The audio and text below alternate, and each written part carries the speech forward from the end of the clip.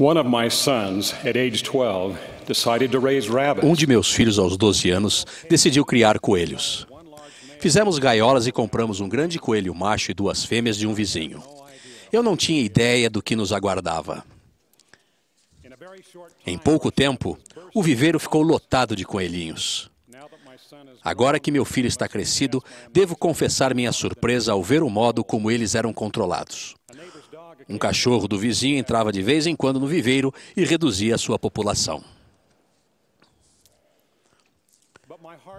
Mas me emocionava ao ver como meu filho e seus irmãos cuidavam daqueles coelhos e os protegiam. E agora, como maridos e pais, eles são portadores do sacerdócio dignos, que amam e fortalecem a própria família e zelam por ela. Sinto-me tocado a observar vocês, rapazes do sacerdócio, zelando pelas pessoas ao seu redor, dando-lhes apoio e fortalecendo-as, inclusive as da família e os membros de seu quórum. Eu os amo muito. Recentemente vi um rapaz de 13 anos ser designado presidente do quórum de diáconos.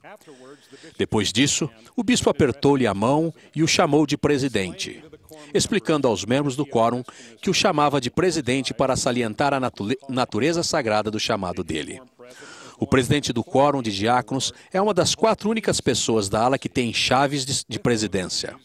Com essas chaves, ele com seus conselheiros vão liderar o quórum sob inspiração do Senhor. Aquele bispo compreendeu o poder de uma presidência liderada por um presidente que possui e exerce as sagradas chaves.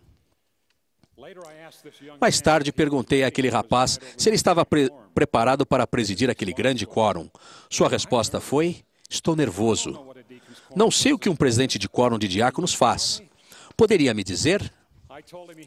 Eu disse que ele tinha um bispado e consultores maravilhosos que o ajudariam a tornar-se um poderoso e bem-sucedido líder do sacerdócio.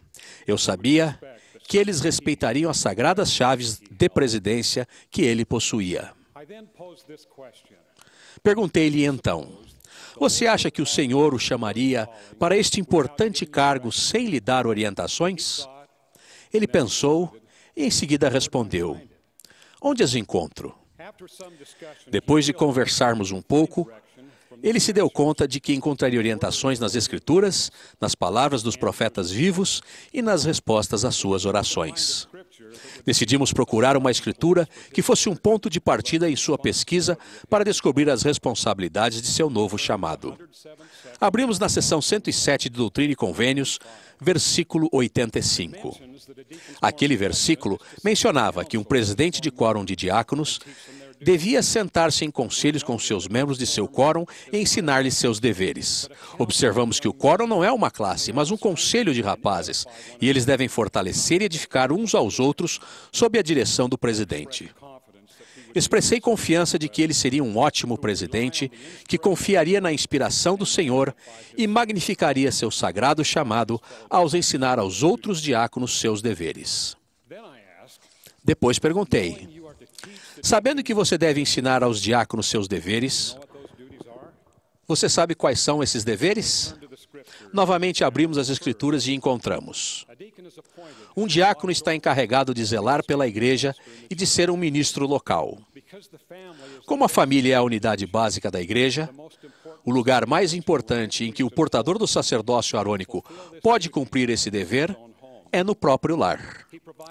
Ele dá apoio ao pai e à mãe na tarefa que eles têm de liderar a família. Também zela por seus irmãos e irmãs, pelos rapazes de seu quórum e por outros membros da ala. Segundo, o diácono auxilia o mestre em todos os seus deveres na igreja, conforme as necessidades. Concluímos que se o diácono deve auxiliar nos deveres do mestre, ele precisa conhecer esses deveres. Nas Escrituras, rapidamente identificamos diversos deveres do ofício do mestre. Que vigorosa experiência pessoal seria para todo rapaz e para seus pais, consultores e outros, se ele fizesse exatamente o que aquele jovem fez: consultar as Escrituras e descobrir por si mesmo quais são seus deveres. Suspeito que muitos de nós ficaríamos surpresos e inspirados com o que encontraríamos. O programa Dever para com Deus contém resumos úteis dos deveres do sacerdócio arônico e é um bom recurso para o desenvolvimento espiritual. Recomendo que o usem consistentemente. Terceiro, os diáconos e mestres também devem admoestar, explicar, exortar e ensinar e convidar todos a virem a Cristo. Muitos rapazes acham que sua experiência missionária começará quando fizerem 19 anos e entrarem no CTM. Aprendemos nas Escrituras que ela começa bem antes disso. O Senhor quer que todo portador do sacerdócio arônico convide todos a virem a Cristo, começando pela própria família. Em seguida, para ajudar o jovem presidente a compreender que ele, e somente ele, era o líder presidente do quórum, sugeri que ele lesse 3 vezes o primeiro dever citado em Doutrina e Convênios, seção 107, versículo 85. Ele leu: presidir 12 diáconos. Perguntei: o que o senhor está lhe dizendo pessoalmente sobre seu dever como presidente?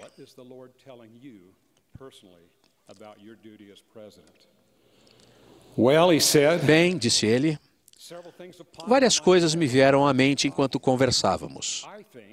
Acho que o Pai Celestial quer que eu seja presidente de 12 diáconos. Há apenas 5 ou 6 que frequentam, e um vem apenas às vezes. Então, como podemos ter 12? Ora, nunca vi alguém interpretar aquela escritura da maneira como ele o fez. Mas ele tinha chaves sagradas que eu não tinha.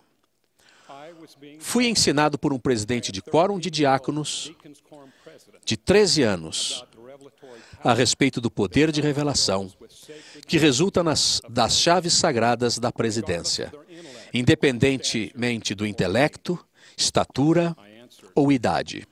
Respondi: não sei. O que você acha? E ele disse: precisamos descobrir um meio de fazer com que ele continue vindo.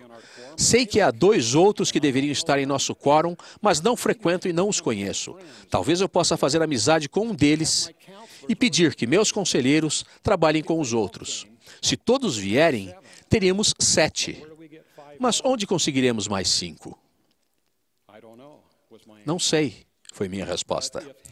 Mas se o Pai Celestial quer que eles frequentem, Ele sabe.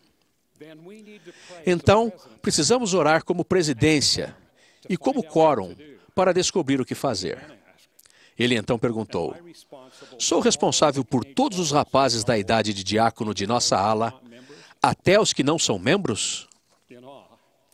Admirado, eu disse: do ponto de vista do Senhor, será que o bispo tem responsabilidade apenas pelos membros da ala ou por todos os que moram dentro dos limites dela? Aquele jovem ministro local entendeu.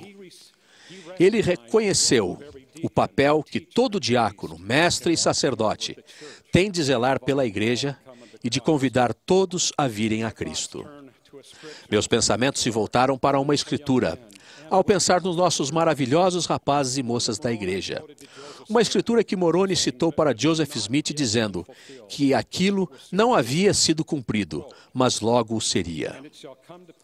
E há de ser que, depois derramarei o meu espírito sobre toda a carne, e vossos filhos e vossas filhas profetizarão. Os vossos jovens terão visões. O que veio à mente daquele jovem presidente foi uma visão do que o Pai Celestial queria que o quórum dele fosse. Foi a revelação que ele precisava receber para fortalecer os membros ativos de seu quórum, resgatar os que estavam tendo dificuldades e convidar todos a virem a Cristo. Tendo essa inspiração, ele fez planos para realizar a vontade do Senhor. O Senhor ensinou àquele jovem presidente que sacerdócio significa estender a mão e servir ao próximo. Como nosso profeta, o presidente Thomas S. Monson, explicou, o sacerdócio, mais do que uma dádiva, é um comissionamento para servir, um privilégio de elevar e uma oportunidade de abençoar outras vidas. O serviço é o próprio alicerce do sacerdócio. O serviço ao próximo como exemplificado pelo Salvador. testifico-lhes que este é seu sacerdócio, que estamos a serviço dele, e que ele mostrou a todos os portadores do sacerdócio o caminho para o serviço fiel no sacerdócio. Convido todas as presidências de quórum a se aconselharem mutuamente, estudar e orar para conhecer a vontade do Senhor para seu quórum e depois colocá-la em prática. Usem o livreto Dever para com Deus para ajudá-los a ensinar aos membros de seu quórum quais são os deveres deles. Convido cada membro do quórum a apoiar seu presidente e a buscar conselhos dele, e aprender e cumprir dignamente todos os deveres do sacerdócio. E rogo que cada um de nós veja esses extraordinários jovens como o Senhor os vê, um vigoroso instrumento para a edificação e o fortalecimento de seu reino aqui e agora. Vocês, rapazes maravilhosos, são portadores do sacerdócio arônico e têm as chaves sagradas restauradas a Joseph Smith e Oliver Cowdery, perto de Harmony, Pensilvânia. Seu sacerdócio possui as chaves que abrem as portas do céu para que todos os filhos do Pai Celestial se acheguem a seu Filho Jesus Cristo e o sigam. Isso é feito por intermédio do Evangelho do Arrependimento e do batismo por imersão para a remissão de pecados, pela ordenança semanal do sacramento e pela ministração de anjos. Vocês são realmente ministros, que precisam ser limpos, dignos e fiéis portadores do sacerdócio em todos os momentos e em todos os lugares. Sabem por quê? Ouçam as palavras de nossa amada primeira presidência dirigidas a cada um de vocês. Vocês têm a autoridade para ministrar as ordenanças do sacerdócio arônico. Você abençoará abundantemente a vida daqueles ao seu redor. O Pai Celestial deposita grande confiança em você e tem uma importante missão para você cumprir. Sei que essas palavras são verdadeiras e oro para que cada um de nós tenha aquele mesmo testemunho. Digo essas coisas no sagrado nome daquele cujo sacerdócio portamos, Jesus Cristo. Amém.